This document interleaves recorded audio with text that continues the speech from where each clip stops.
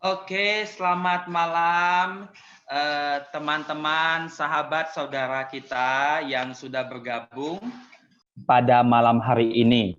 Oke, teman-teman, kita bersyukur kalau pada malam hari ini kita bisa bersama-sama belajar kebenaran firman Tuhan.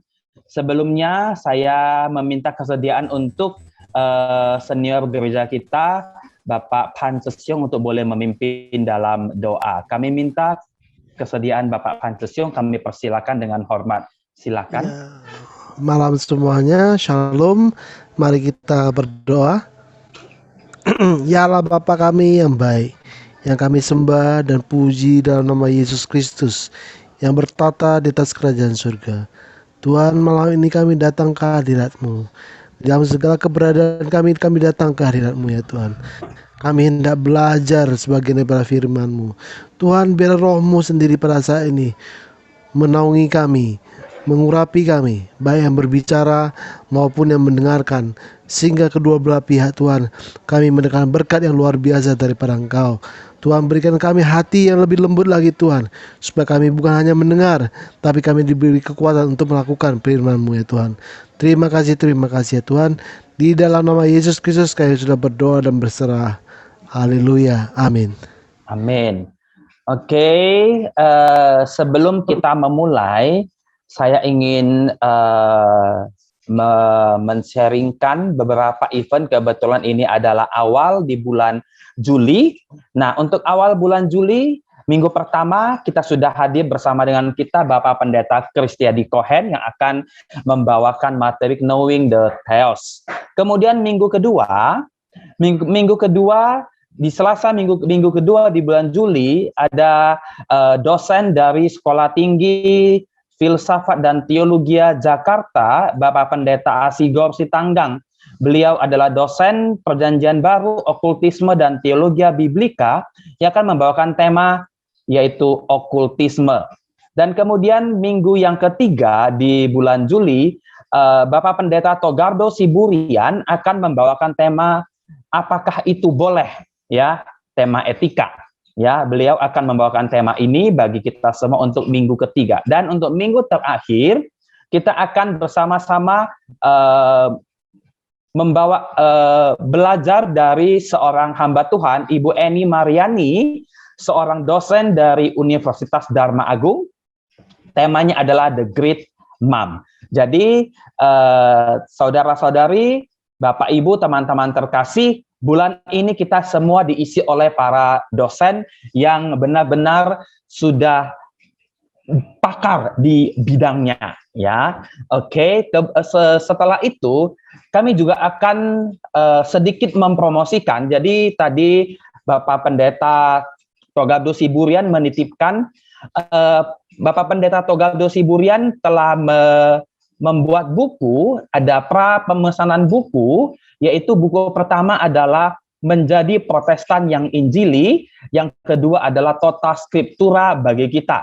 Jadi di sini ada WA untuk konfirmasi pembelian. Jadi bagi Bapak Ibu saudara-saudari yang mau memilikinya boleh dipesan dengan nomor WA yang sudah tertera. Baik, itu saja. Kemudian Bapak Ibu saudara-saudari yang terkasih, pada malam hari ini ada beberapa hal yang rindu kita perhatikan bersama. Yang pertama adalah segala pertanyaan-pertanyaan yang akan ditanyakan kepada narasumber Bapak Pendeta Cohen dapat disampaikan melalui chatting, langsung melalui chatting, atau bisa langsung bertanya dengan raise hand dan langsung di-unmute, silakan bertanya.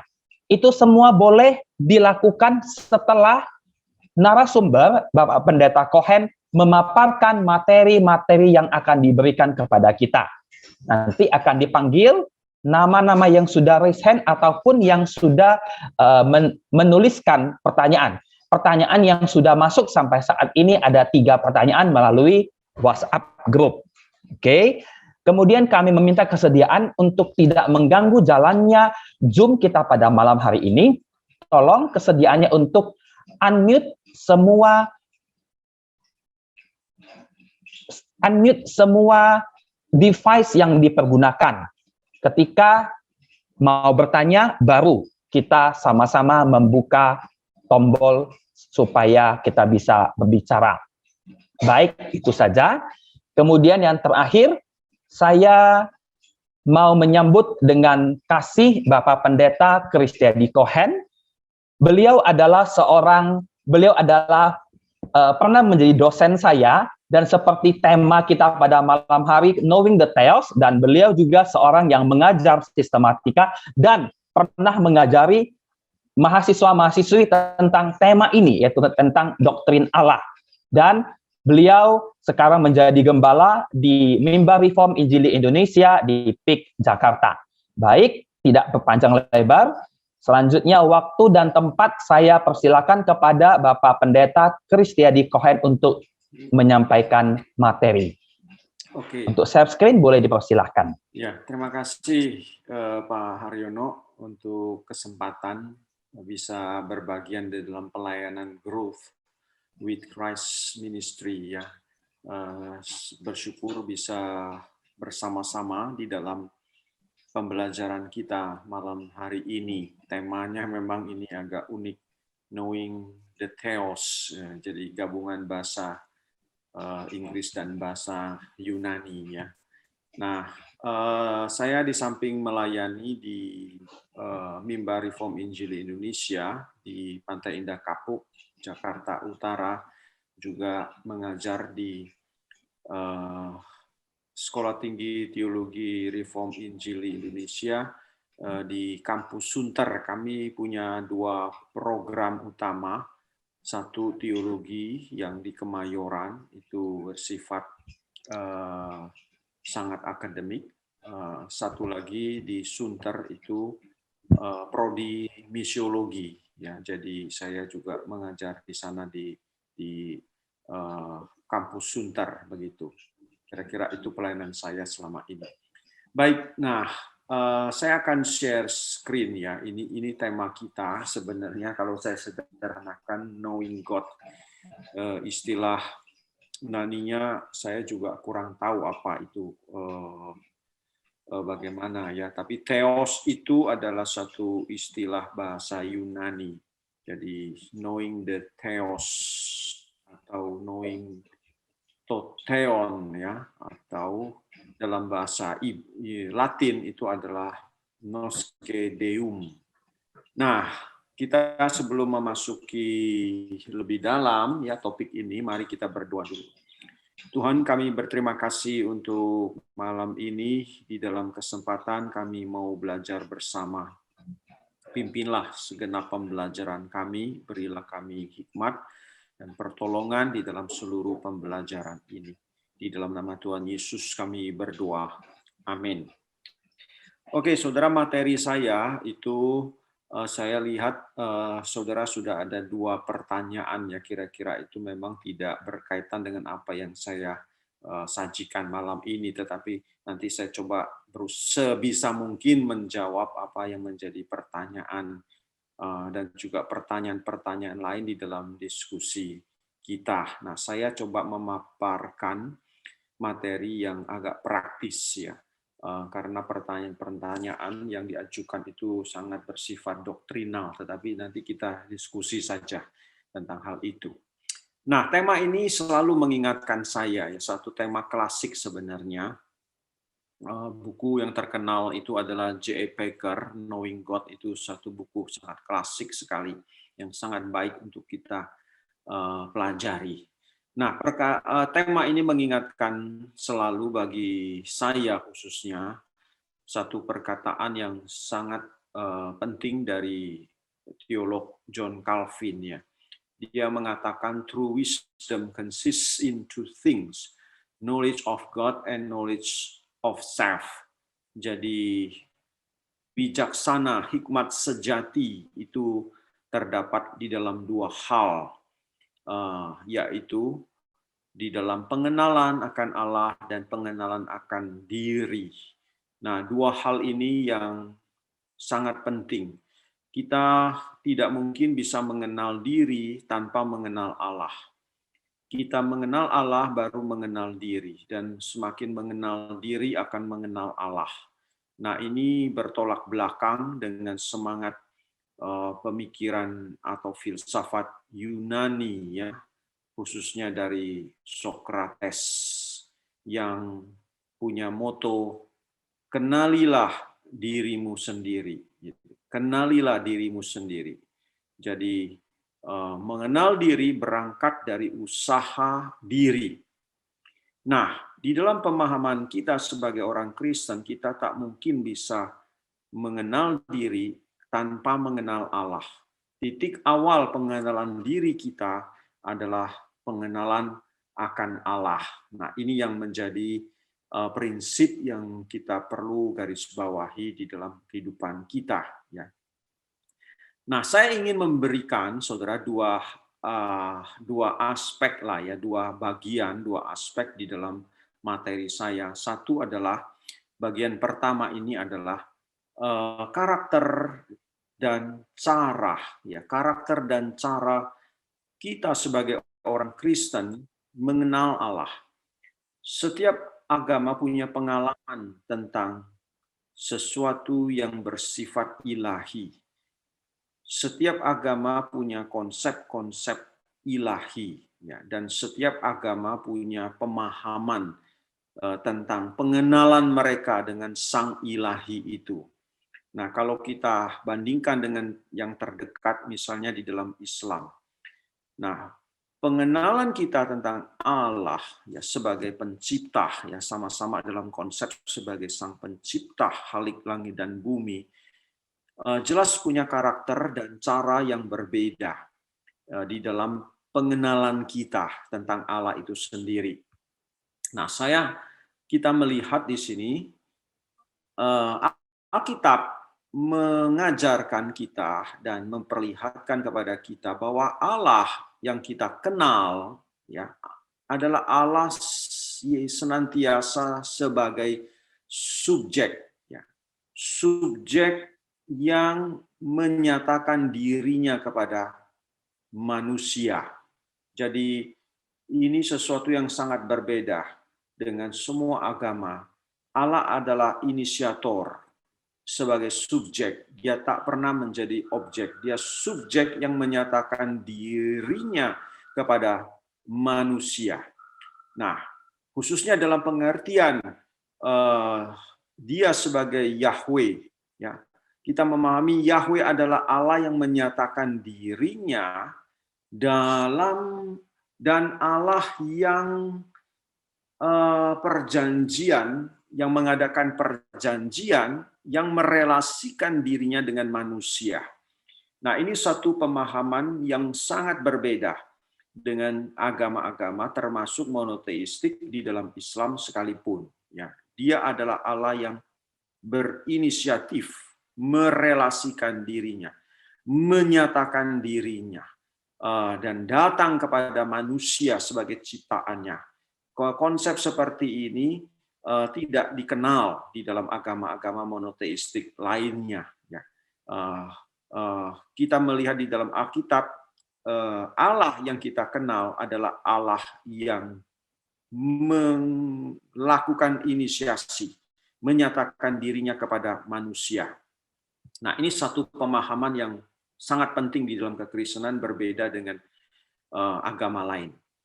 Nah, berbicara tentang Allah, saudara, agama-agama pastilah punya satu anggapan bahwa mereka punya pengenalan tentang Allah, ya, dengan konsep-konsep tentang keilahian sendiri menurut pemahaman mereka atau teologi mereka.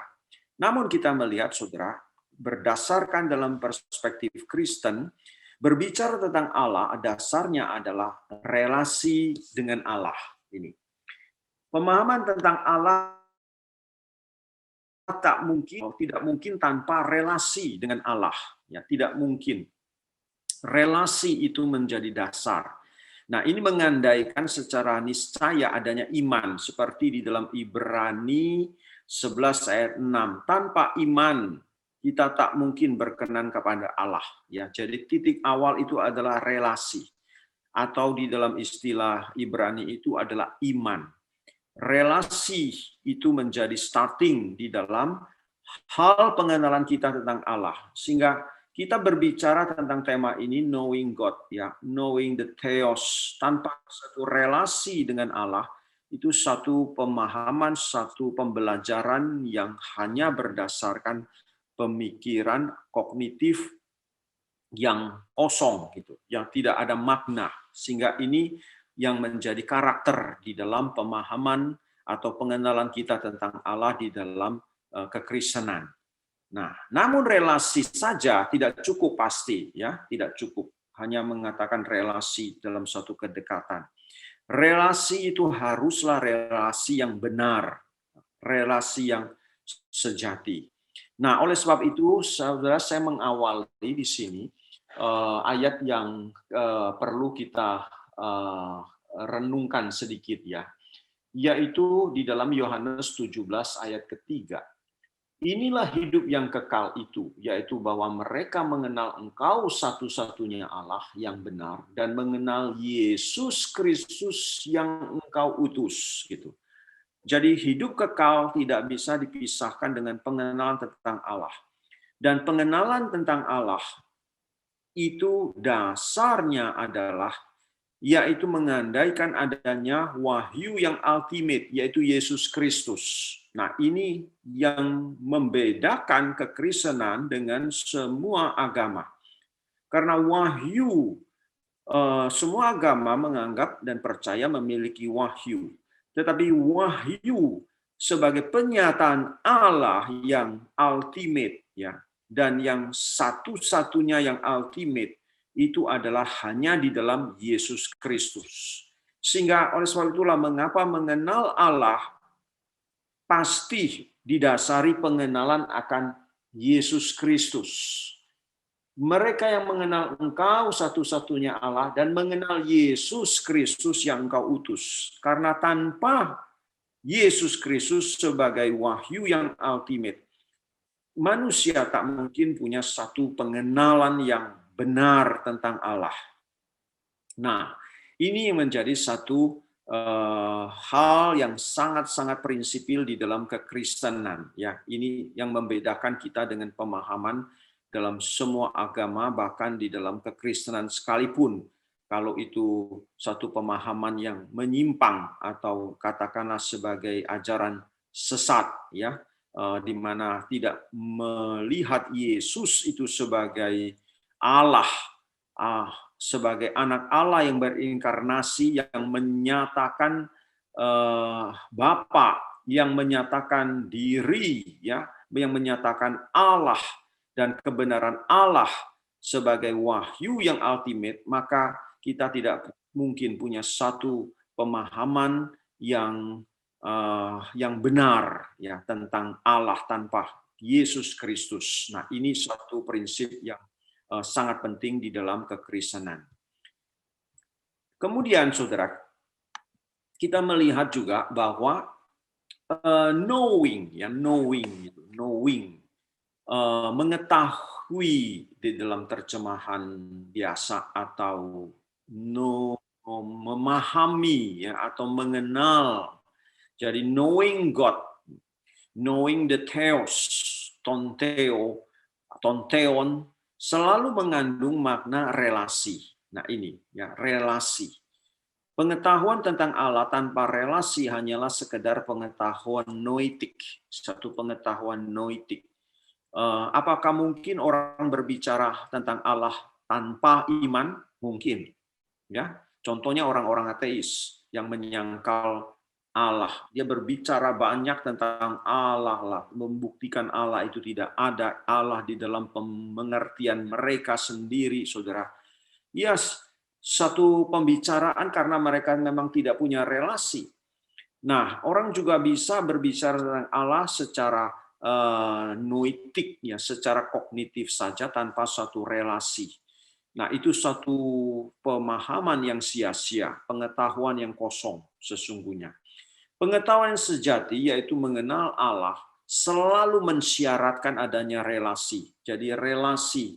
Sehingga dalam hal ini, tema ini mengingatkan kita selalu bagaimana relasi saya dengan Allah. Knowing God itu selalu mensyaratkan adanya relasi. Jadi kita harus membedakan knowing God and knowing about God. Ya, kita mengenal Allah, bukan punya pengetahuan tentang Allah. Saudara, ini dua hal yang berbeda. Banyak orang merasa begitu punya pengetahuan banyak tentang Allah, ya, tentang hal-hal dari aspek teologis maupun secara filosofis dan sebagainya. Namun kalau tidak ada satu relasi yang benar dengan Allah, maka semua adalah hal yang sia-sia. Nah, kata mengenal dalam Alkitab yaitu gnosis, ya, atau epignosis atau ginoskin, selalu bersifat konkret. Jadi kita berbicara tentang pengenalan akan Allah bukanlah suatu hal yang spekulatif, tetapi sesuatu yang konkret, yang real, yang personal di dalam relasi kita dengan Allah. Nah, ini yang menjadi karakter di dalam pemahaman kita sebagai orang-orang Kristen yang injili tentang Allah. Saudara, dalam tindakannya, kita melihat bahwa Allah itu merelasikan dirinya dengan manusia dan menjadikan manusia itu partnernya. Nah, inilah satu relasional di mana Allah menyatakan dirinya bukan sebagai Allah yang tersembunyi atau menyembunyikan dirinya, tetapi Allah yang dari semula menyatakan dirinya sebagai Allah yang selalu berelasi. Mengenal Allah berarti partisipasi dalam partnership dengannya, ya, dan mengakuinya sebagai Allah perjanjian. Kalau kita melihat sejak dari Kejadian, saudara, ya, sampai pada kitab Wahyu, Alkitab mengajarkan kepada kita Allah kita adalah Allah yang demikian. Elohim, Yahweh, Allah Tritunggal adalah Allah yang demikian, yaitu Allah yang berpartisipasi dalam partnership yang dia wujudkan di dalam relasinya dengan sang ciptaan, yaitu manusia dalam hal ini. Dalam suatu relasi yang kita kenal sebagai covenant, perjanjian, ya. Kita melihat sejak Adam, kemudian di dalam diri Nuh, kemudian kita juga melihat di dalam Abraham, ya, di dalam diri Musa, di dalam kehidupan umat Israel, dan termasuk hari ini di dalam relasi kita sebagai umat Tuhan sebagai gereja, semua diikat dalam satu perjanjian, yaitu covenant. Nah, ini adalah satu relasi yang konkret, yang real, ya. Allah adalah Allah kita dan kita adalah umatnya. Maka ini adalah satu yang sangat penting untuk kita pahami. Nah, oleh sebab itulah pengenalan tentang Allah selalu berkaitan dengan kasih terhadap Allah, dan kasih akan Allah berkaitan dengan ketaatan akan Allah.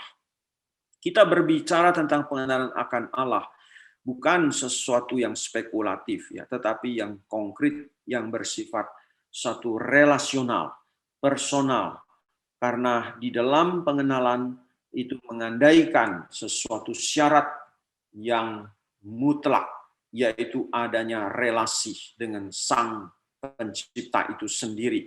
Nah, oleh sebab itulah, saudara, kita di dalam hal mengenal itu berkaitan dengan kasih, ya, kasih.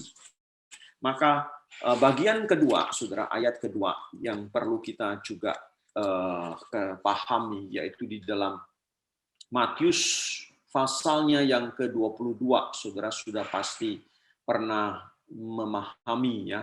Ketika Tuhan Yesus ditanya oleh orang-orang Farisi hukum yang pertama dan utama, jawab Yesus kepada mereka, yaitu kasihlah Tuhan Allahmu dengan segenap hatimu, dengan segenap jiwamu, dan dengan segenap akal budimu.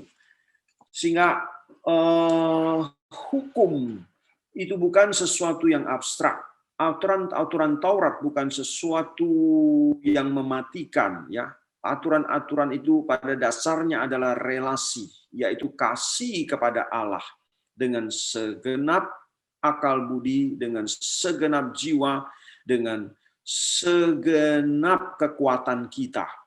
Nah, inilah satu pemahaman kita bagaimana pengenalan tentang Allah itu tidak bisa dipisahkan, berkaitan dengan kasih.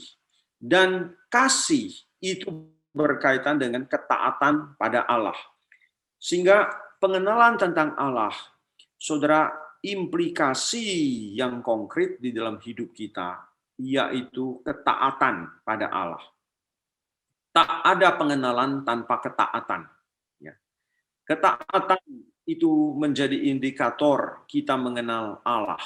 Dan di dalam pengenalan akan Allah akan terwujud di dalam ketaatan kita.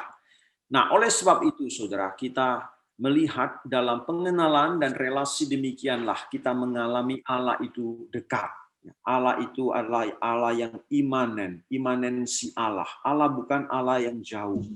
Sehingga ketika kita menyebut Dia itu Bapa, Allah Bapa, ya, itu satu sebutan yang sangat dekat dan relasional sekali. Seperti Yesus sebagai anak memanggil Dia Bapa, demikian juga kita menyebutnya Bapa. Itu satu sebutan imanensi dan satu sebutan yang sangat-sangat bersifat relasional di dalamnya. Nah, beberapa teolog menekankan hal ini, saudara, pentingnya relasi di dalam pengenalan akan Allah. Misalnya, seorang nama Peter Toon mengatakan, Yahweh is God with his people. Yahweh adalah Allah yang beserta dengan umat. Dia bukan Allah yang total transenden, terpisah dari kehidupan umat, yang tidak relevan dari kehidupan umat. Tidak. Dia adalah Allah yang berelasi dengan umat. Kira-kira itu pemahamannya.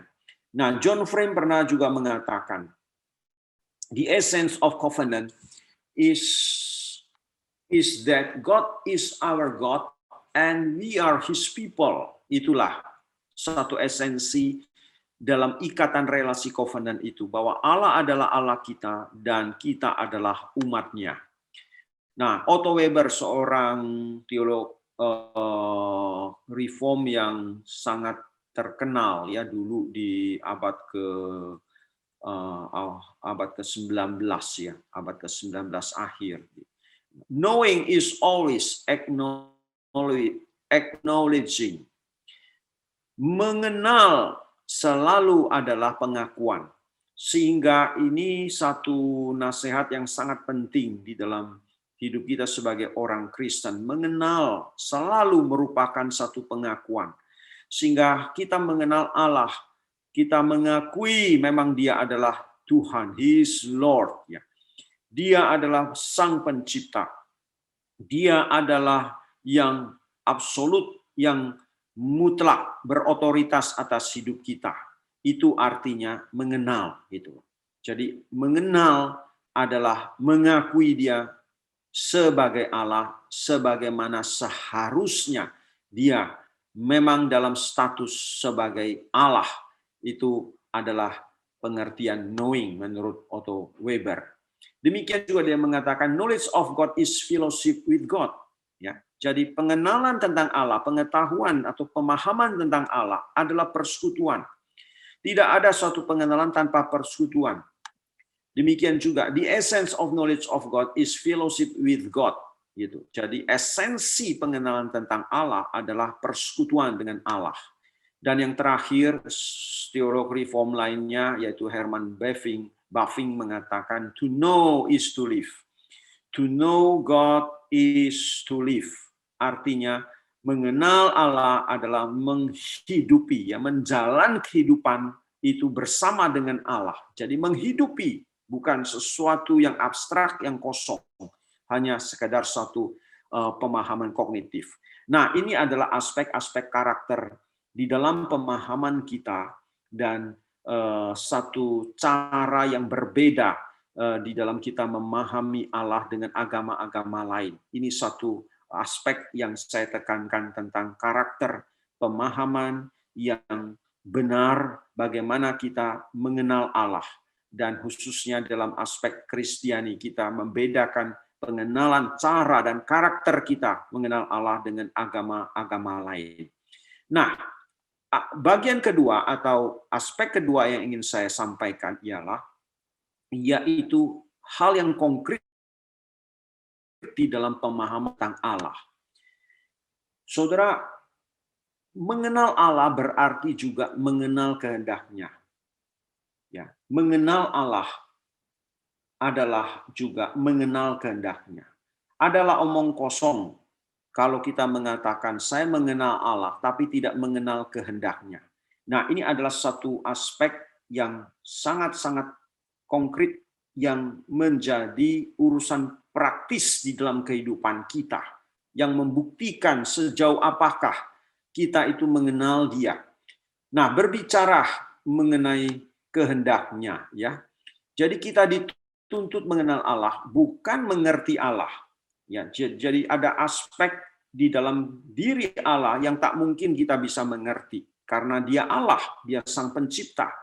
Kita dituntut untuk mengenalnya, bukan untuk mengerti Dia, ya, mengerti, memahami Dia sepenuhnya bagaikan satu objek yang kita observasi dengan metode-metode saintifik kita, bukan seperti itu Allah.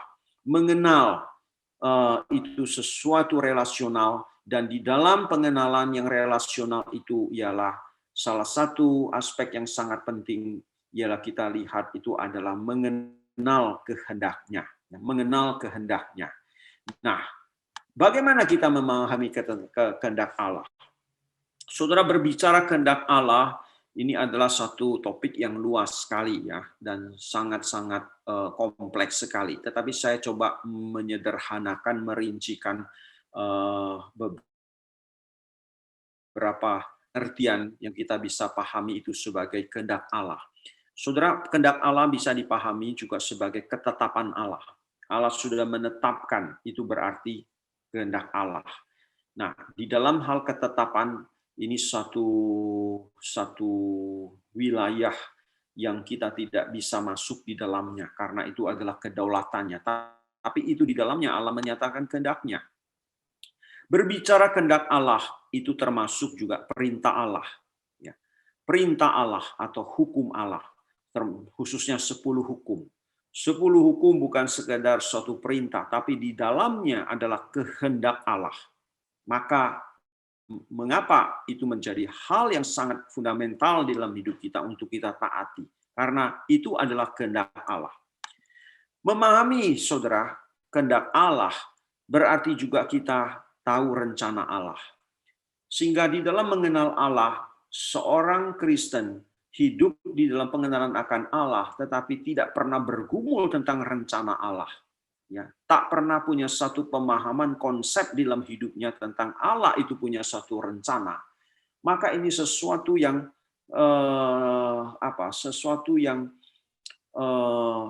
tidak mungkin, ya.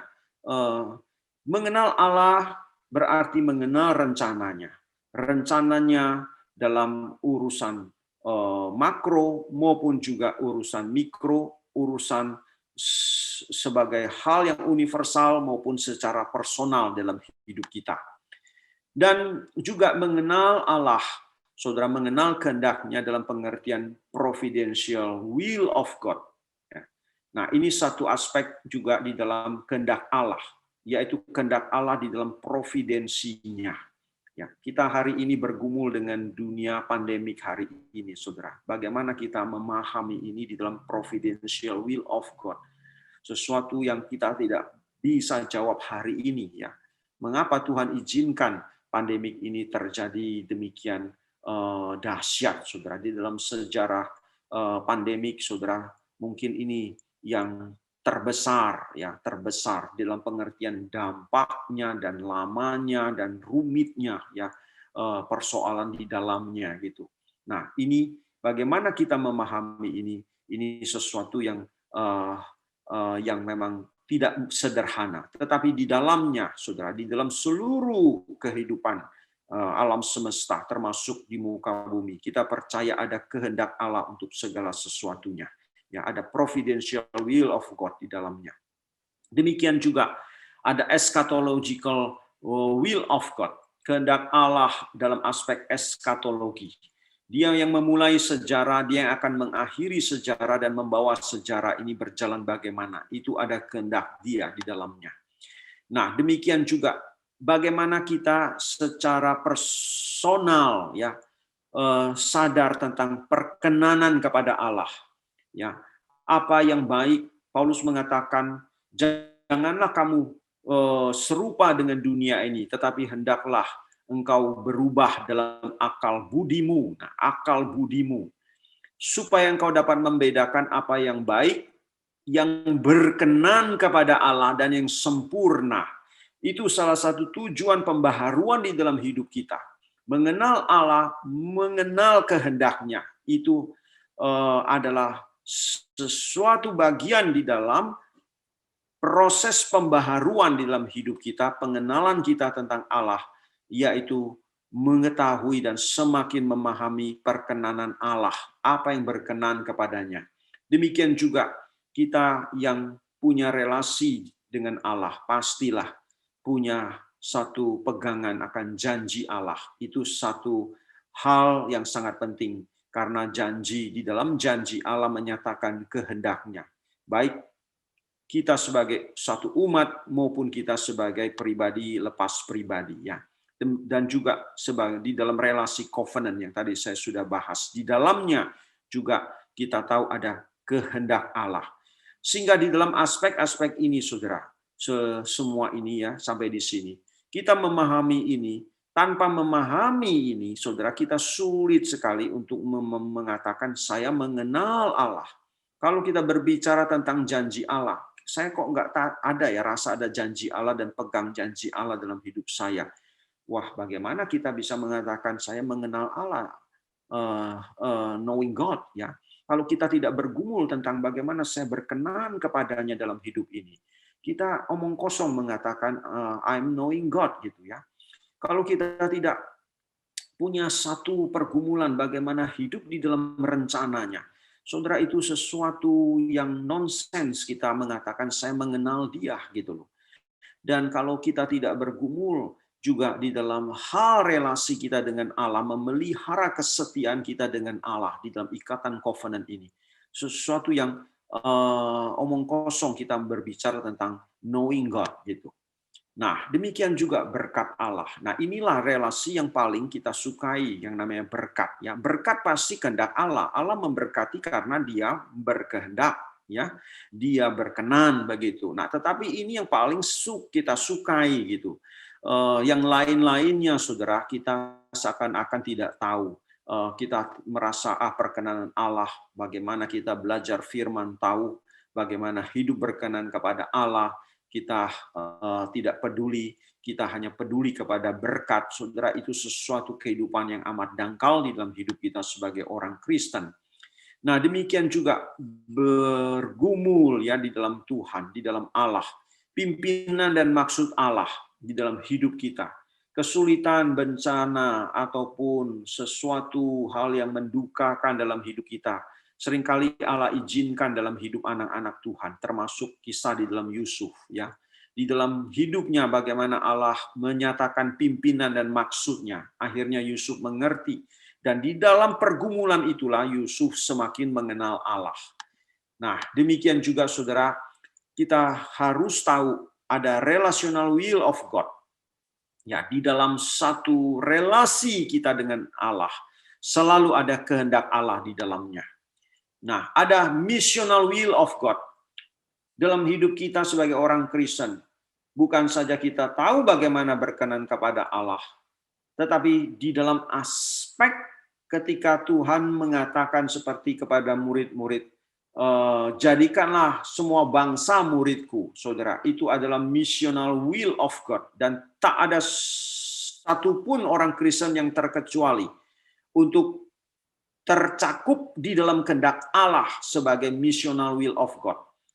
Sehingga sebagai orang Kristen yang bertumbuh, saudara, kita mengenal Allah, mengenal kehendaknya dalam dimensi yang luas sampai satu dimensi yang disebut missional will of God. Saya yakin orang Kristen yang sungguh-sungguh hidup di dalam pengenalan akan Yesus Kristus yang bertumbuh, pastilah di dalam hatinya ada satu gelora, ya, ada satu api, ada satu dorongan di dalam penginjilan di dalam hidupnya. Bagaimana hidup ini menjadi berkat, bersaksi bagi orang lain karena itu kehendak Allah. Ya. Nah, demikian juga discipleship calling. Kita dipanggil sebagai murid, itu adalah kehendak Allah, kehendak Tuhan Yesus dalam hidup kita. Mengenal Tuhan, mengenal Allah, mengenal diri kita juga sebagai murid. Karena kita memang dipanggil sebagai murid, itu adalah satu unsur penting kita memahami. Demikian juga circumstantial will of God, satu kehendak Allah di dalam satu situasi tertentu. Ya, kadang-kadang dalam hidup kita ada hal yang insidentil dalam hidup ini yang dimana kita harus mengambil satu keputusan. Tuhan, bagaimana saya harus memutuskan ini? Ya, orang ini bagaimana seharusnya? Saudara, kita bergumul di dalamnya. Allah pasti punya suatu kehendak di mana kita harus mengetahuinya. Dalam situasi tertentu mungkin kita melihat seorang yang sedang dalam kesulitan, ya, kita berpikir bagaimana ini, mungkinkah dia penipu ataukah dia memang jujur, saudara. Nah, kadang-kadang kita bergumul dalam hal ini, mengambil suatu keputusan atau suatu persoalan etis dilematis dalam hal kondisi tertentu. Nah, kita berdoa, kita bergumul, bagaimana tahu kehendak Allah dalam hal ini. Seorang yang tidak mengenal Allah, tidak punya relasi dengan Allah, tidak mungkin punya doa dan permintaan di dalam satu keadaan yang sulit. Ya. Nah, ini adalah aspek penting mencerminkan bahwa kita adalah orang yang mengenal Allah. Demikian juga holy living, kita punya satu kehidupan yang suci, yaitu moral living. Itu adalah dimensi yang penting. Mengenal Allah, mengenal juga kehendaknya. Dan kehendaknya yaitu kita hidup kudus. Kamulah bangsa yang terpilih, ya, imamat yang kudus, umat kepunyaan Allah. Itu adalah satu identitas dan panggilan kita, dan kehendak Allah kita hidup di dalamnya dan menjalani hidup seperti itu. Demikian juga good works, ya, pekerjaan baik. Nah, sehingga dalam semua ini kita melihat berbicara tentang knowing God, ya, knowing theos, tonteon dan sebagainya, ya. itu sesuatu yang luas sekali. Tetapi indikator yang sangat penting di dalam kita, hidup kita sebagai orang Kristen, bahwa saya mengenal Dia. Saudara, lihatlah apakah saya mengakui kehendaknya dalam hidupku. Apakah saya menaati kehendaknya di dalam hidupku. Apakah saya menggumuli akan rencananya di dalam hidupku. Apakah aku hidup di dalam mencari perkenanan kepadanya. Apakah aku hidup di dalam ketaatan sebagai murid dan hidup di dalam kehendaknya untuk menjadi berkat di dalam misi penginjilan kepada sesama. Apakah kita bergumul bagaimana hidup ini harus berbuah karena Allah menghendaki kita berbuah, memang kita melakukan pekerjaan yang baik. Saudara, itu bukti nyata bahwa kita mengenalnya. Jadi mengenal bukan sesuatu yang abstrak, ya, pengetahuan teologi yang tinggi, berbicara secara spekulatif yang begitu intelektual, tidak gitu. Ya, ini adalah hal yang relasional, yang personal. Tetapi tidak berarti pemahaman-pemahaman yang kognitif yang bersifat yang memakai aspek rasional tidak penting, ya. Penting, saudara. Khususnya di dalam aspek doktrinal itu sangat penting. Tetapi saudara, hal yang kita pahami secara kognitif tanpa satu pemahaman secara relasional, yaitu ketaatan kita, pengakuan kita tentang rancangan kehendaknya, ya, satu kesadaran kita ada dalam suatu relasi yang tak boleh kita ingkari, satu panggilan kita sebagai miliknya untuk melakukan pekerjaan baik, hidup kudus di hadapannya, dan menjalankan panggilan ini sebagai murid dan taat di dalam misi, yaitu Injil yang diberitakan, yang Dia kehendaki. Saudara, itu satu indikator yang mutlak. Sejauh apa kita adalah orang-orang yang mengenal Allah di dalam hidup kita. Kiranya apa yang saya sampaikan, kita bahas malam ini berguna buat kita semua, ya. Nah, sampai di sini saya sajikan apa yang perlu saya sajikan kepada saudara, ya, tentang knowing Theos yang diberikan, tema yang diberikan kepada saya. Nah, silakan saudara ingin bertanya apa ya? Tadi siang ada pertanyaan. Iya, tadi siang ada pertanyaan dari saudara Adit, ya, berhubungan saudara Adit juga hadir di sini. Jadi pertanyaannya dua begini, ya. Yang pertama, jadi saya dibacakan, dikatakan Tuhan itu kekal. Apakah dalam kekekalannya Dia dapat mengalami perubahan-perubahan? Jika Tuhan mengalami perubahan materi atau emosi, apakah Tuhan masih dapat disebut kekal? Nah, itu ngomong soal kekekalan Tuhan. Yang kedua, dikatakan Tuhan itu adalah terang, api yang menghanguskan. Tapi mengapa dikatakan dalam Alkitab Kejadian 1 ayat 2, gelap gulita menutupi samudera raya, sementara Allah sedang hadir pada saat itu? Kenapa tunggu Allah berfirman jadilah terang, baru ada terang? Di manakah terang Allah sebelumnya? Begitu. Nah, ini pertanyaan dari saudara Adit. Ya, oke, terima kasih Adit, ya, pertanyaan yang kritis ini. Nah, begini Adit, ya, kita manusia adalah manusia homolingua, ya, manusia yang berbahasa. Kita selalu berpikir lewat media bahasa, berbicara lewat media bahasa, dan kita dibatasi oleh bahasa. Nah, Allah adalah Allah yang mengakomodir dirinya. Dia adalah Allah yang tidak terbatas. Dia mengakomodasi dirinya dalam kapasitas manusia bisa memahami Dia.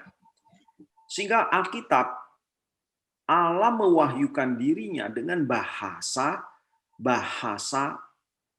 batasan-batasan di mana manusia bisa memahaminya, ya, sehingga Allah mengakomodasikan dirinya dengan kapasitas manusia dalam bahasa manusia itu sendiri. Misalnya saja kita memanggil dia Allah, itu bahasa Indonesia, ya, bahasa Indonesia. Oh, mungkin itu berasal dari bahasa Arab, ya, Allah gitu loh. Orang Inggris menyebutnya God, orang Jerman menyebutnya itu God juga, ya. Orang berbahasa Latin Deus, Theos, dan sebagainya. Nah, itu satu bukti nyata bahwa kita dengan istilah yang begitu banyak, itu menyebut Allah dengan berbagai ragam. Nah, sesungguhnya Allah itu namanya siapa, saudara? Bisakah kita tidak memakai bahasa untuk menyebut dia, mengenal dia? Tidak mungkin. Nah, nama yang orisinil yang Alkitab katakan dirinya siapa, yaitu Yahweh, YHWH, itu saja, ya, Yehwa. Ketika Musa bertanya, siapakah engkau? Akulah, ya, YHWH, aku adalah aku. Aku tak bisa didefinisikan, aku tak bisa diungkapkan, aku tak adalah sesuatu yang tak bisa dijelaskan. Itulah makna daripada YHWH ketika Allah menjawab Musa, yaitu Yahweh. Dia adalah pribadi yang kekal, yang tak terbatas. Nah, tetapi ketika manusia membahasakan Allah menerima keterbatasan bahasa manusia. Dan Allah sendiri mengkomunikasikan mengakomodirkan dirinya dalam bahasa kemampuan manusia bisa mengerti. Misalnya Allah mengatakan, aku menyesal, gitu ya. Aku menyesal. Apakah Allah itu menyesal? Kalau Allah menyesal berarti Allah berubah, gitu kan? Allah berubah. Allah bukan berubah, ya. Allah tidak berubah dalam hal ini. Tadinya dia baik, sekarang dia mau menghukum. Allah mengatakan aku menyesal. Dia tidak berubah, dia konsisten. Manusia benar, maka Allah bersikap benar terhadap manusia itu. Ketika manusia itu berdosa, yang berubah manusia, bukan Allah. Allah tetap konsisten. Dia adalah Allah yang benar dan dia adalah Allah yang adil. Maka Allah menyatakan hukumannya. Tadinya tidak menghukum menjadi menghukum. Nah, yang berubah siapa? Yang berubah manusia, bukan Allah. Allah tetap tidak berubah. Allah konsisten pada dirinya sendiri. Dia setia pada dirinya sendiri. Dari kekudusannya, tentang kebenarannya, tentang keadilannya. Manusia itu yang berubah, ya, dalam hal ini. Nah, demikian juga di dalam hal kita melihat di sini perubahan. Berbicara tentang emosi, ya, apa Allah itu punya emosi? Saudara, ini satu Allah pastilah punya yang namanya karena Allah menyatakan dirinya adalah Allah yang punya perasaan. Allah Roh Kudus bisa didukakan, ya, Allah itu sedih atau Allah murka, itu gambaran metafora tentang Allah sebagai Allah yang punya perasaan. Tetapi jangan samakan perasaan emosi Allah dengan manusia. Jadi kita tidak boleh merefleksikan Allah itu menurut diri kita, ya. Jadi sebagaimana saya merasa, Allah juga merasa. Kita tahu bahwa Allah punya perasaan, tetapi tidak sama, tidak boleh diidentikan dengan pemahaman kita yang manusiawi tentang perasaan itu. Ya. Tetapi kalau Allah menyatakan dirinya sebagai Allah yang punya perasaan, ya itulah, gitu. Ya. Nah, sehingga kalau dia punya perasaan, apakah ada sesuatu perubahan di dalam diri Allah? Ya, tadinya sedih, tidak sedih, sekarang sedih, tadi tidak murka, atau sekarang murka.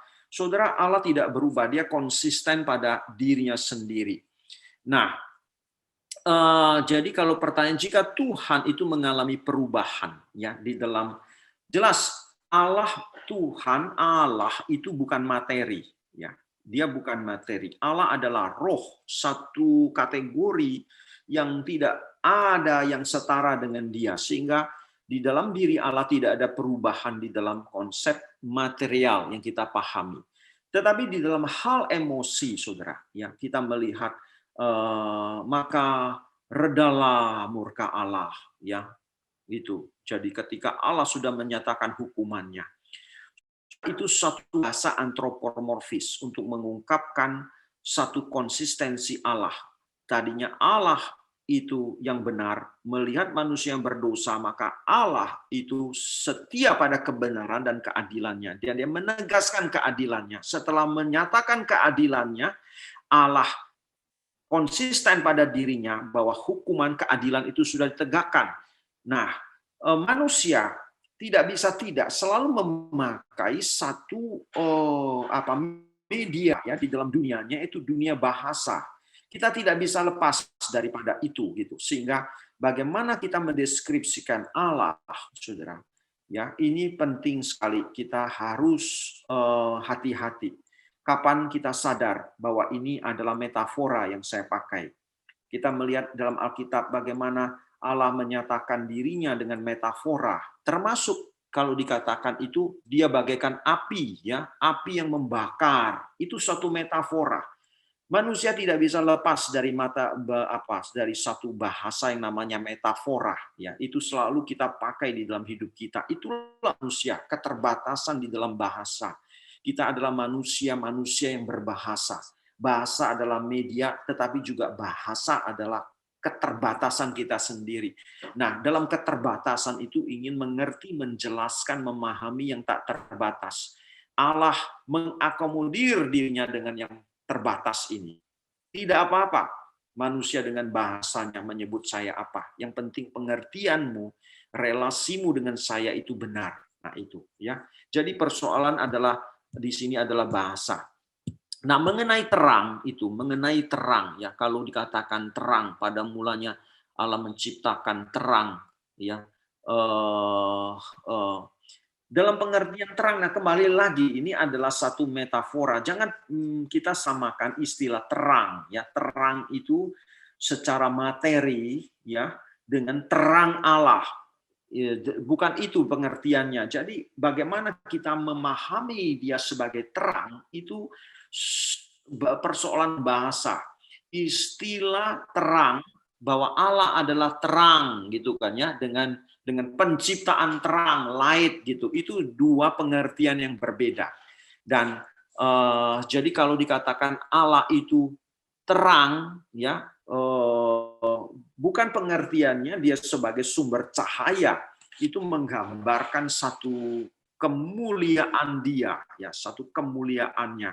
Untuk bahasa manusia menggambarkan dia adalah terang. Nah, kira-kira seperti itu jawaban saya untuk siapa? Adit ya dalam hal ini. Oke, saya harap ini cukup menolong untuk Adit ya. Oke, kalau Adit mau tanya lagi silakan. Ini yang kedua dari Bapak Herman Benyamin ya. Pertanyaannya sangat simpel. Apa perbedaan konsep theos dari mesianik, sabellian dan trinitas? Oh iya. Konsep theos. Ya, konsep Allah di dalam sabellian ya, dari sabellianisme itu, sabellianisme atau modalisme, Allah itu adalah monolitik, anak Allah Bapa, Allah Anak, Allah Roh Kudus. Itu sama. Jadi cuma nama berbeda. Ya, nama yang berbeda, satu pribadi, tiga nama, tiga penampilan. Nah, itu sabellianisme. Ini satu ajaran yang sesat gitu ya, yang tidak benar tentang Trinitas. Nah, Trinitas mengajarkan bahwa Allah Bapa bukan Allah Anak, Allah Anak bukan Allah Roh Kudus. Tiga pribadi, satu Allah. Nah, itu perbedaannya. Sabellianisme selalu mengatakan Allah Bapa sama dengan Allah Anak sama dengan Allah Roh Kudus sama dengan Allah Bapa. Cuma penampilannya yang berbeda. Nah, ini satu konsep Tritunggal yang paling mudah dimengerti, tetapi itu salah. Maka pemahaman kita tentang Tritunggal yang salah, implikasinya akan besar sekali. Akan berimplikasi pada pemahaman keselamatan yang salah, ya. Pemahaman tentang Roh Kudus yang salah, ya, pemahaman tentang penebusan yang salah, ya, implikasinya besar sekali. Pasti implikasinya kristologi yang salah. Kalau treatmentnya salah, implikasinya besar sekali.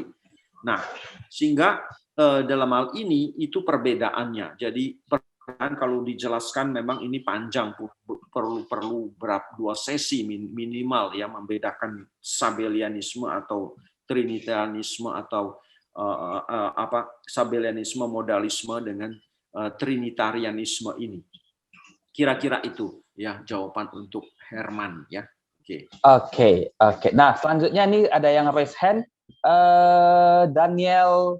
Daniel silakan, dan boleh tanya langsung.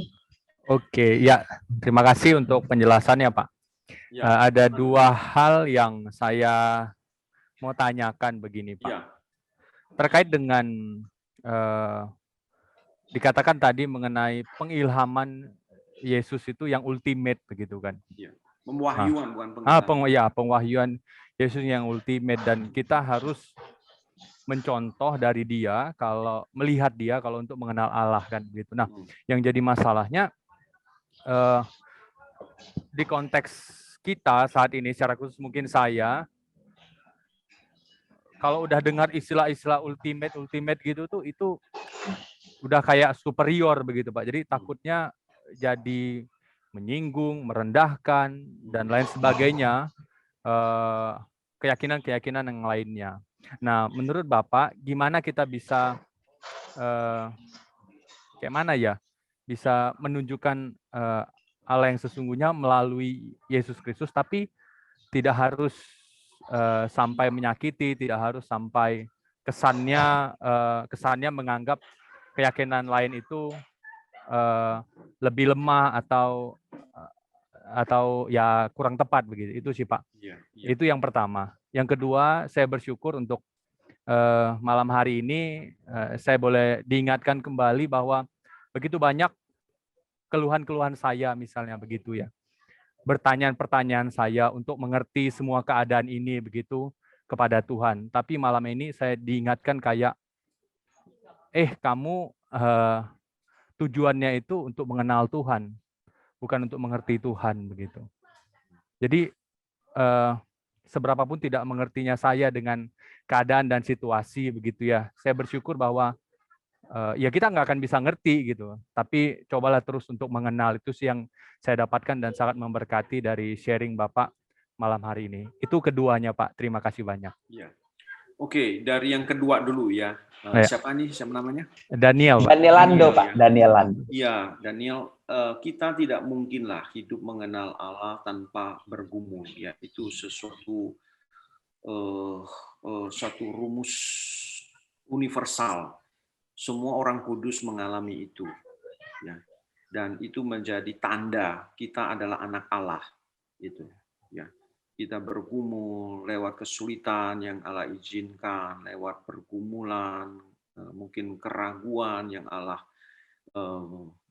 izinkan terjadi dalam hidup kita, ya. Itu sesuatu ya cara lah yang Allah pakai untuk membentuk, mengajar kita yang tak terhindari gitu. Disitulah kita mengenal Dia, semakin mencintai Dia. Tidak ada cara lain untuk memahami dan mengenal Dia. Yaitu suatu hal yang pasti terjadi dalam kehidupan semua anak-anak Allah. Cuma kadar dan persoalannya berbeda-beda begitu. Ya. Nah, yang kedua, Dia ultimate.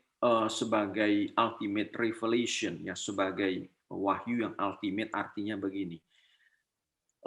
Dari PL Allah menyatakan dirinya pada nabi-nabi, ya, seperti Ibrani mengatakan pada zaman akhir. Nah, Allah menyatakan melalui anaknya. Nah, itu ultimate dalam pengertian puncaknya dari seluruh wahyu Allah, dari PL, ya, pada Adam, pada Musa, Abraham, nabi-nabi, dan akhirnya inilah pernyataan bicara melalui anaknya. Nah, itu ultimate. Satu. Kedua, ultimate dalam pengertian diri sendiri, yaitu sebagai anak yang datang menyatakan Bapa, menyatakan siapa Allah sesungguhnya gitu.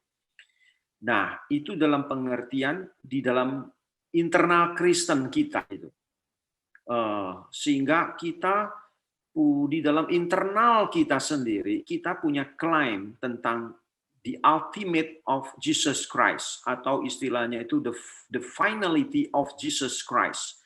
Kita mengakui semua agama ada baiknya. Semua tokoh agama mengajar moral, ya. Tetapi di dalam Yesus, dia ultimate. Ya, dia melampaui semua kebangkitannya, kesuciannya, kesempurnaannya, ya, dan pemahamannya tentang Allah yang dia nyatakan kepada kita itu melampaui semua begitu. Nah, dia sebagai final, ya, yang melampaui semuanya itu di dalam aspek banyak hal, jati dirinya sebagai anak Allah, ya, kebangkitannya, mujizatnya, ya, dan kesempurnaannya hidup tanpa dosa di dalam hidupnya itu membuat dia menjadi ultimate dan final di antara semua. Tapi itu sebagai sesuatu yang kita pahami untuk diri kita, punya satu klaim, ya, self confident begitu. Bukan untuk kita mengejek orang lain, gitu. Bukan untuk kita menyerang orang lain, tetapi itu sebagai suatu self understanding kita yang harus kita miliki, begitu. Nah, itu sehingga di dalam hal penginjilan menceritakan Yesus pada orang lain, ya kita tidak boleh menghina orang itu, tetapi saya punya confident pemahaman itu yang menjadi pegangan saya. Bukan untuk saya katakan kepada mereka, mereka pun nggak mengerti, lantas menghina mereka dengan menganggap mereka lebih hina atau lebih rendah. Tidak begitu, ya, bukan itu. Setiap penginjilan pasti menyatakan kita berbeda dengan mereka, tapi bukan motivasi untuk menghina ataupun mengejek mereka. Itu pastilah gitu. Karena setiap penginjilan selalu menyatakan satu kebenaran sejati. Ya, nah, sehingga orang mereka tidak suka itu. Saya sudah tahu kebenaran. Kenapa kamu ada mengatakan kebenaran sejati? Nah, itu kira-kira yang membuat mereka tidak suka gitu. Ya, itu yang lumrah lah, asal kita tidak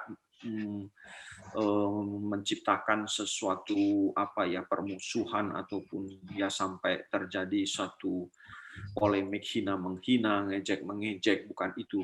Yesus pun tidak menginjili, rasul-rasul pun tidak menginjili seperti itu. Ya, kira-kira itu Daniel, ya. Baik. Oke, nah selanjutnya kita beralih ke chat. Bapak Made Petrus dari Bali. Pertanyaan saya, apa perbedaan ataupun persamaan konsep Allah dalam kekristenan dan agama-agama yang ada di dunia? Ya, agama yang ada ya. Itu yang pertama ya. Islam, Hindu, Buddha dan lain sebagainya. Yang kedua, mohon pencerahannya mengapa akhir-akhir ini beberapa pendeta berubah pemahaman atau pandangannya terhadap konsep Tritunggal begitu. Oke, silakan Pak. Ya. Dua pertanyaan ini. Iya, mengenai perbedaan ya dengan persamaan ya Pak Made ya, persamaan ya dengan ya sebagai pemahaman tentang yang ilahi di dalam Hinduisme ya, dalam konsep Brahman, di dalam konsep juga Islam ya, pastilah ada kesamaannya. Satu sensus divinitatis, nah menurut Calvin istilahnya itu sense of divine itu adalah benih yang memang Allah ciptakan di dalam diri manusia. Manusia punya satu insting, naluri, karena manusia diciptakan menurut gambar dan rupa Allah. Sehingga di dalam diri manusia punya satu sense of divine, sensus divinitatis gitu. Jadi perasaan keilahian. Semua agama punya hal itu yang diekspresikan sebagai yang transenden ya, yang maha dahsyat dan sebagainya. Nah, punya kesamaan itu ya, sense of divine gitu. Hal yang sangat transendental, nah gitu ya, yang transendental itu titik kesamaannya. Yang melampaui segala sesuatu. Dia adalah, dia melampaui semua akal pikiran, melampaui semua hal di dunia ini. Yang transenden sekali. Sesuatu yang melampaui indera kita, melampaui akal budi kita. yang tak terbatas. Nah, itu adalah sense of divine yang bersifat transenden begitu. Baik di dalam Taoisme, di dalam panteisme juga begitu, punya sense seperti itu. Termasuk juga di dalam Islam ya punya itu. Nah, itu titik kesamaannya. Tetapi hal cuma perasaan seperti itu tidak menentukan bahwa kita sama. Nah, oke lah, orang mengatakan ya semua agama sama dalam pengertian itu ya silahkan. Tapi kalau kita memahami bahwa Allah itu adalah Allah yang mewahyukan diri, ya pastilah wahyu yang mana Allah menyatakan dirinya, itulah yang menentukan jati dirinya. Nah, maka kita bersyukur, kita mengakui kita punya wahyu, yaitu Alkitab. Ya. Dan di dalam Yesus Kristus kita mengenal Allah itu sebagai Allah Tritunggal, tidak sama dengan mereka. Kira-kira itu ya pertanyaan pertama yang bisa saya jawab untuk Pak Made. Yang kedua tadi itu apa ya, Pak Haryono? Saya lupa tuh. Pertanyaan kedua apa ya? Kenapa ada perubahan konsep Tritunggal untuk pendeta-pendeta sekarang? Iya, konsep Tritunggal bukan berubah gitu ya. Jadi perubahan itu pemahaman Tritunggal itu istilah itu tidak ada ya dalam Alkitab. Memang tidak ada, Tritunggal itu tidak ada. Tetapi itu satu pemahaman doktrinal yang dirumuskan oleh bapak-bapak gereja berdasarkan kitab suci, bukan berdasarkan satu pemikiran spekulatif. Dan akhirnya dalam pergumulan-pergumulan melihat seluruh kitab suci, memang Allah menyatakan dirinya dengan sebagai tiga pribadi sejak awal. Ya, sejak awal Allah sudah mengatakan marilah kita, nah gitu, marilah kita menciptakan manusia, itu sudah menunjukkan ketritunggalan Allah. Nah, sampai akhirnya setelah wahyu di dalam Yesus Kristus ya, setelah Yesus Kristus bangkit, gereja mulai, maka bapak-bapak gereja itu menghadapi bidat karena adanya ajaran-ajaran sesat, maka mereka harus punya pegangan bagaimana menegaskan ajaran yang benar tentang Kristus, tentang Allah, tentang Roh Kudus. Maka akhirnya kita memakai itu istilah Trinitas itu. Trinitas bukan satu istilah yang sembarangan, ya. Memang istilah itu tidak ada, tetapi konsep itu ada di dalam Alkitab. Nah, setelah dirumuskan, kemudian akhirnya ada perlawanan-perlawanan. Di dalam perlawanan-perlawanan inilah ada perubahan gitu. Ya, mereka yang menentang, mereka yang tidak setuju, mereka yang mereka yang mungkin menyimpangkan ya sesuai dengan pengertian mereka, sehingga di dalam sejarah doktrin ini memang suatu sejarah yang penuh pergumulan ya. Sejarah yang sangat-sangat penuh dengan gejolak gitu ya, bahkan sejarah yang penuh dengan kekerasan di dalam perjuangan menegakkan ajaran Trinitas ini. Tetapi itulah kenyataan, karena bidat itu selalu ada sepanjang zaman. Nah, ada sengaja melawan, tetapi juga ada yang sengaja menurut pengertian dia sendiri. Jadi tidak ada maksud untuk melawan pengajaran yang ada, tetapi dia mengerti sendiri, oh Tritunggal itu seperti ini, ya, tanpa mengacu pada pengajaran dari bapak-bapak gereja. Apa yang telah digumurkan oleh bapak-bapak gereja, seakan-akan dia bisa menafsir sendiri Alkitab mengatakan apa tentang Trinitas. Nah, itu yang akhirnya membawa satu perubahan atau pengajaran yang menyimpang yang tidak disadari.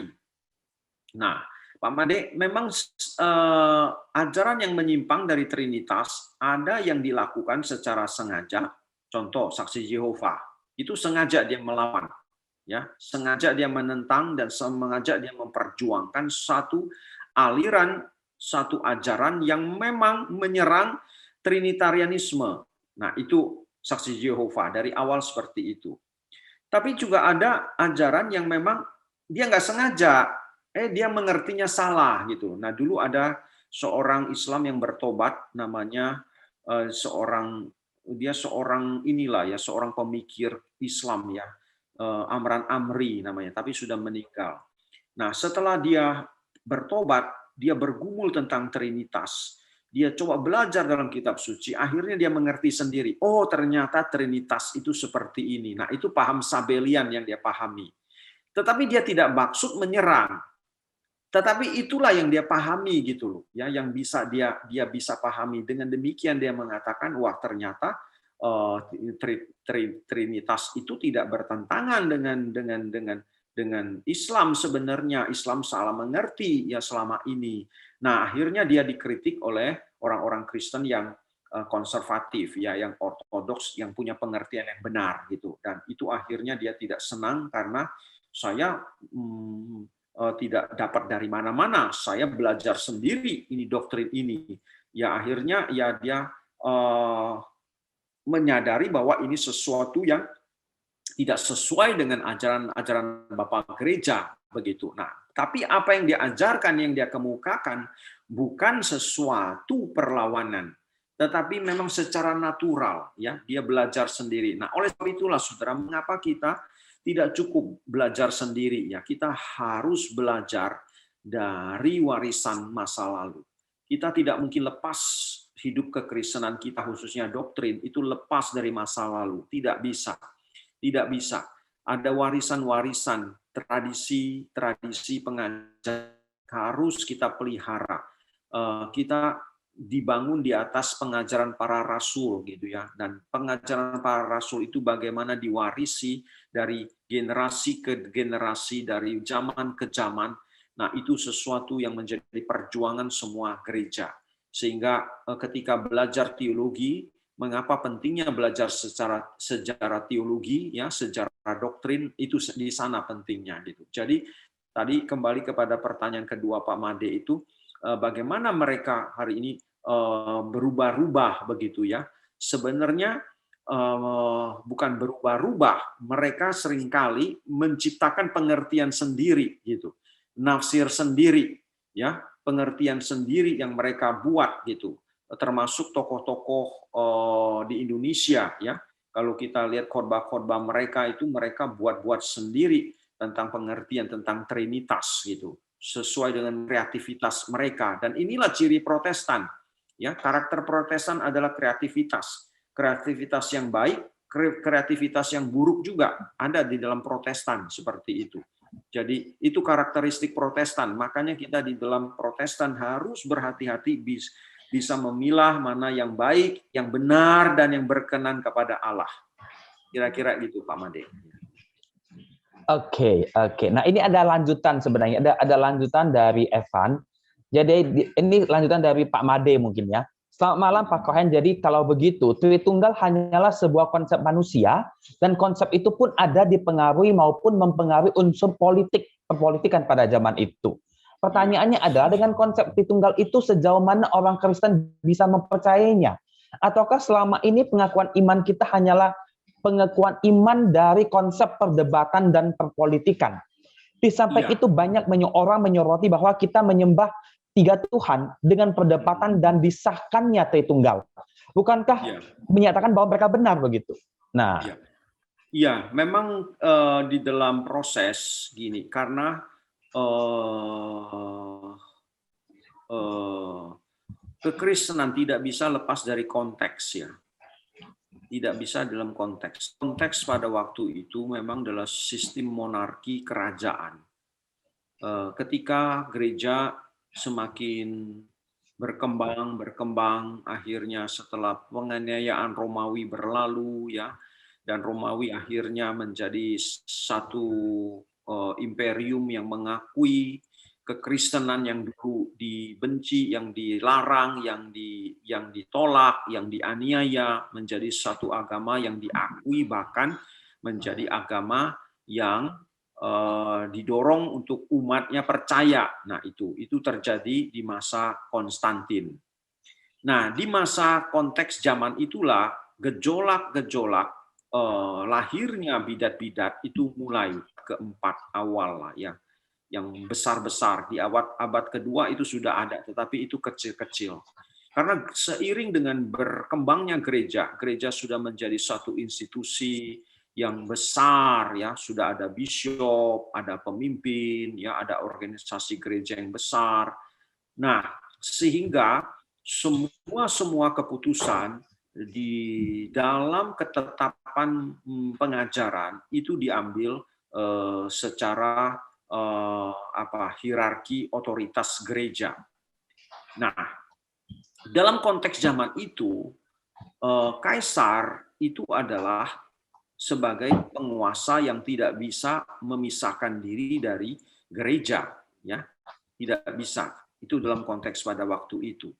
Sehingga mau tidak mau di dalam pergumulan tentang Trinitas pada waktu itu, bagaimana urusan ini, Konstantin ingin juga kekaisarannya itu stabil, ya, tidak terjadi gejolak-gejolak di intern sendiri, khususnya kalangan orang Kristen, gitu, sehingga dia ingin semua tentram dan bisa terwujud sesuatu kesepakatan, sehingga sampai titik di mana kesepakatan tidak bisa tercapai.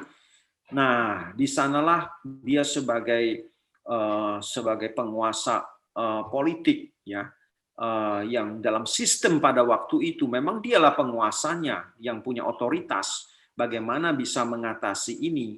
Nah, di sana ada satu intervensi yang kalau kita lihat memang secara politik ada unsur di dalamnya, ya, sehingga bidat Arius itu dikucilkan, ya, dengan satu intervensi otoritas Konstantin pada waktu itu.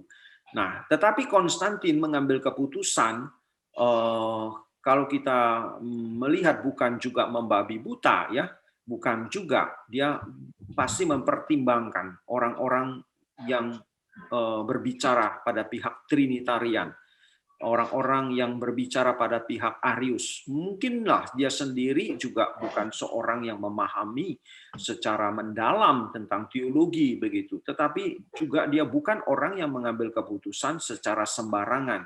Pasti ada bijaksana pertimbangan-pertimbangan tertentu yang dia ambil. Nah, di dalam hal ini memang di dalam satu proses apapun yang ditempuh manusia, tak mungkin ada satu proses yang sempurna. Ya, tidak mungkin gitu loh. Kita selalu dalam proses itu tak ada proses yang sempurna. Tetapi di dalam proses itu yang bagaimana kita percaya ada providensi Allah. Allah memakai, ya, seperti halnya Allah memakai Nebukadnezar gitu loh. Ya, untuk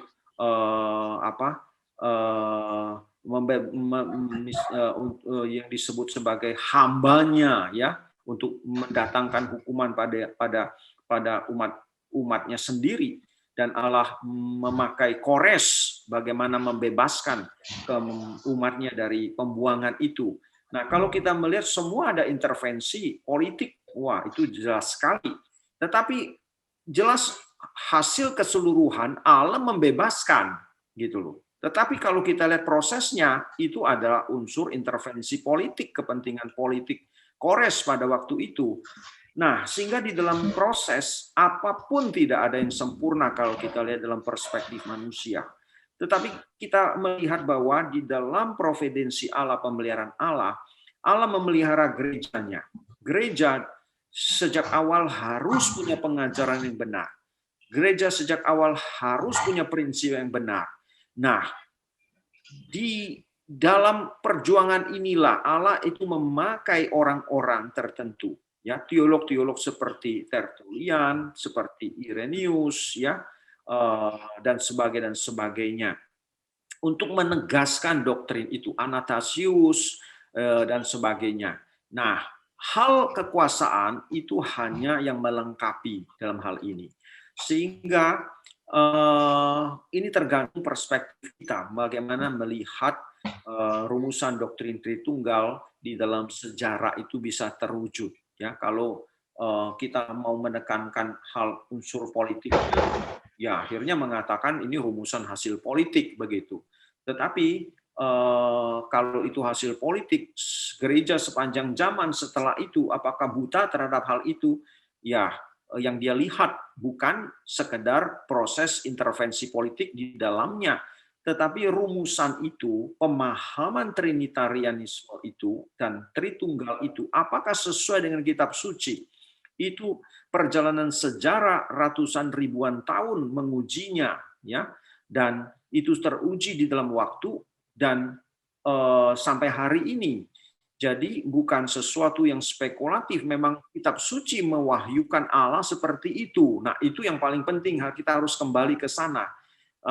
Ketika kita melihat dalam proses, di dalam hal polemik dan perjuangan rumusan perdebatan gereja di dalam dogma tentang Trinitas itu ada intervensi politik, ya itulah proses. Bagaimanapun proses manusia tidak sempurna. Ya, kalau kita lihat saja misalnya melihat Yesus mengorbankan diri, ya, menyerahkan dirinya untuk mati, atau dia dikhianati sehingga dia mati. Nah, selalu kita tidak akan melihat proses yang sempurna bahwa Yesus memang memberi dirinya untuk mati. Kita akan melihat karena ada Yudas, karena ada salahnya Pilatus, karena ada pengkhianatan Yudas, karena kelicikan orang-orang Saduki, orang-orang Farisi yang membenci dia dan sebagainya. Nah, itu. Jadi tergantung kita melihatnya gitu. Sehingga dalam suatu proses yang terjadi di dalam ranah manusia tak akan ada sesuatu yang sempurna gitu. Tergantung kita melihat perspektifnya di mana. Kira-kira gitu.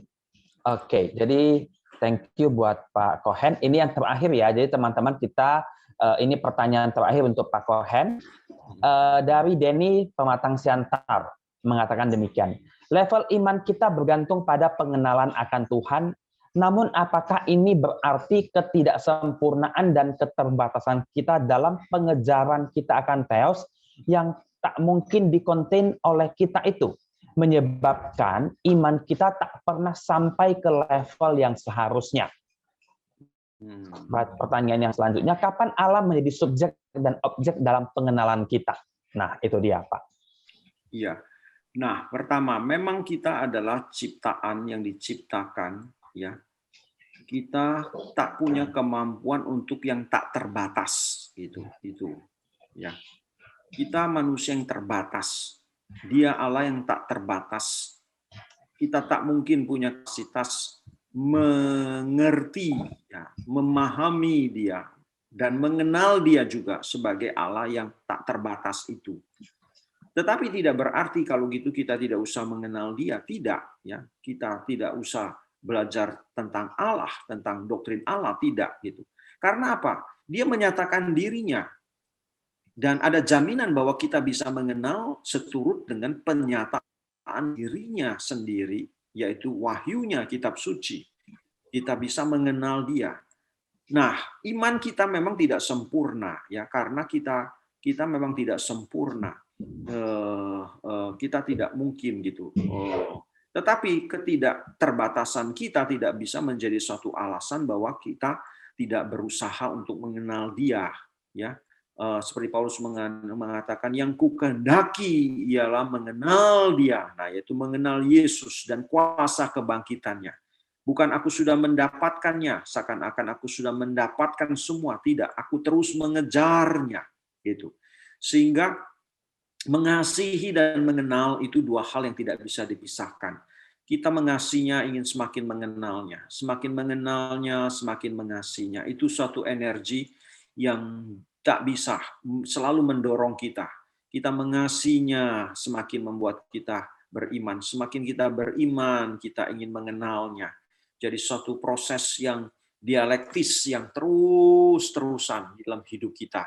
Tetapi kita menyimpan satu prinsip, bahwa ada dimensi yang tak bisa saya pahami sepenuhnya. Nah, itu satu misteri. Ya. Jadi iman, justru iman yang sejati, selalu menyimpan satu ruang, yaitu misteri. Ya, satu misteri. Bukan misterius ya, bukan misterius loh ya, misteri. Di sanalah kita mengakui kerendahan kita, gitu loh, ya. Satu pengakuan saya tak memahami itu, gitu loh. Nah, itu. Jadi iman selalu mempunyai satu dimensi itu. pengakuan memang saya terbatas, tetapi bukan berarti saya tidak perlu belajar. Kira-kira seperti itu. Lantas yang kedua apa ya?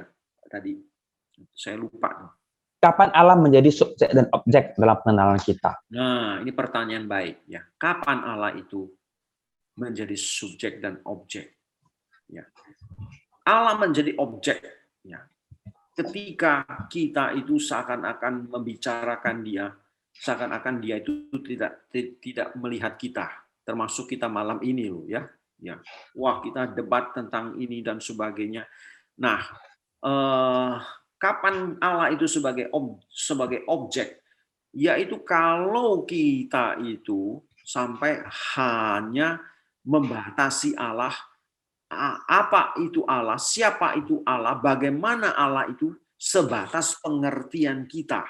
Yes. Kita menganggap rasio pengertian akal budi kita itu sesuatu yang mutlak seperti orang ateis, seperti Richard Dawkins dan sebagainya, teman-temannya itu. Nah, dia menjadikan Allah itu objek sebenarnya. Konsep Allah itu sebagai objek. Nah, di sanalah kita tidak boleh ya. Ketika kita itu tidak ada satu acknowledging, yang mengakui dia. He is Lord in my life. He is Lord, He is the Creator. Nah, ketika kita tidak punya satu sense seperti itu, kita menjadi objek. Ya, nah kadang-kadang itu menjadi satu di dalam kita jadikan dia objek di dalam perdebatan kita. Ya, ada mahasiswa teologi itu sombong sekali. Wah, debat tentang teologi, berbicara tentang Allah seakan-akan mereka menegaskan mereka paling tahu dan sebagainya. Sesungguhnya mereka menempatkan Allah itu sebagai objek ketika diskusi itu ya terjadi. Nah, hati-hati dalam hal ini dalam satu sikap. Jadi kita menjadikan Allah itu objek ketika di dalamnya ada kesombongan, sense of pride di dalam diri kita. Sombong dalam pengertian saya cukup pintar, saya lebih tahu dari kamu, ya. Saya merasa lebih memahami teologi doktrin daripada kamu, ya. Nah, itu kita menempatkan Allah sebagai objek, gitu. Nah, sebaliknya, kapan kita menempatkan Allah itu sebagai subjek?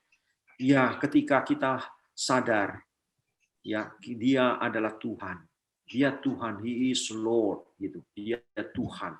Dan ketika kita itu seperti hukum yang menyebut jangan menyembah Tuhan Allahmu dengan sembarangan. Nah, dia subjek. Di sana kita menempatkan dia sebagai subjek. Ya, jangan menyebut Tuhan Allahmu dengan sembarangan. Nah, kalau orang Amerika ya sering latakan, oh my God, Jesus Christ, padahal dia kecoa gitu loh menyebut itu. Ya, itu bukan sesuatu yang ini ya, yang benar ya. Dia menempatkan itu sebagai objek gitu. Ketika tidak menghargai, tidak menghormati nama itu sudah menempatkan sebagai objek. Ketika kita menghormati dan menempatkan nama itu dengan sepatutnya, membicarakan Allah itu dengan sepatutnya, ya. Nah, dia adalah subjek. Termasuk juga di dalam penyembahan kita, ya. Di dalam penyembahan kita, bagaimana kita menempatkan diri kita itu sebagai anak, dia Bapa, ya. Dia sebagai Allah yang berdaulat. Saya adalah ciptaan, ya. Dia berdaulat, begitu. Disitulah kita menempatkan Allah itu sebagai subjek. Ketika Ayub melihat segala sesuatunya habis, ya. Semua hartanya habis. Anak-anaknya juga sudah tidak ada. Jawab Ayub apa? Jawab Ayub, Tuhanlah yang memberi, Tuhanlah yang mengambil. Nah, di situ Ayub menempatkan dia adalah Tuhan. Gitu. Disitulah dia menempatkan Allah itu sebagai subjek dalam hidupnya. Gitu. Ya.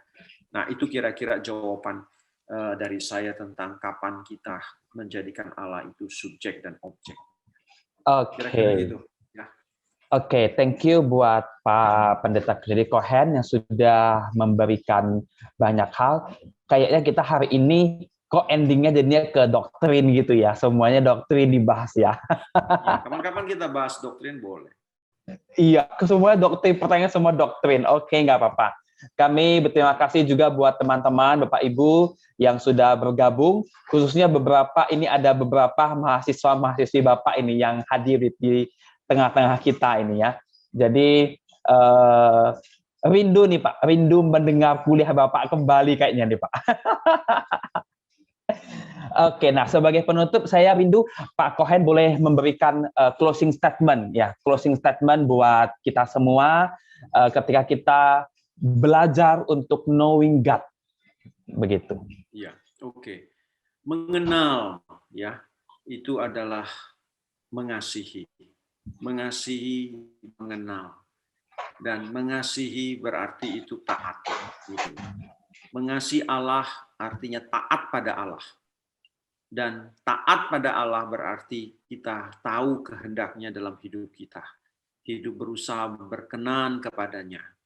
Itulah indikator kita mengenal Dia, ya, indikator yang paling konkret dalam hidup kita, gitu.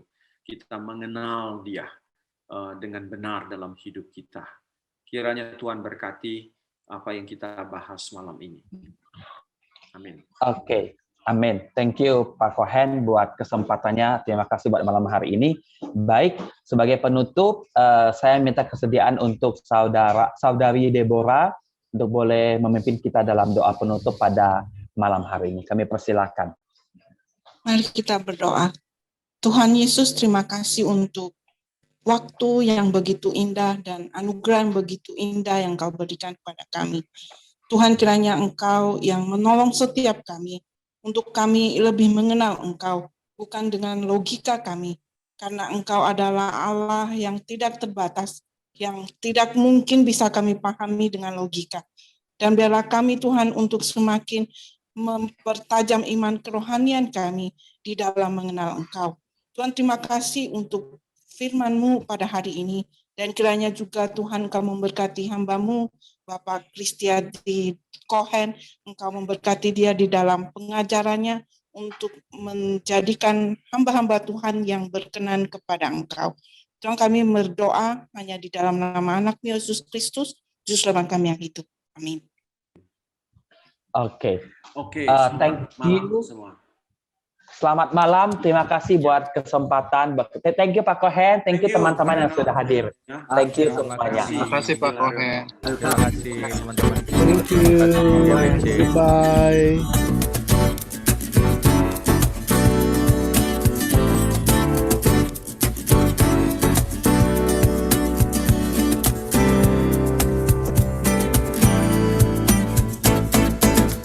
Sukacitaku sembahkan hanya pada Tuhanku. Hatiku bagaikan bunga mekar karena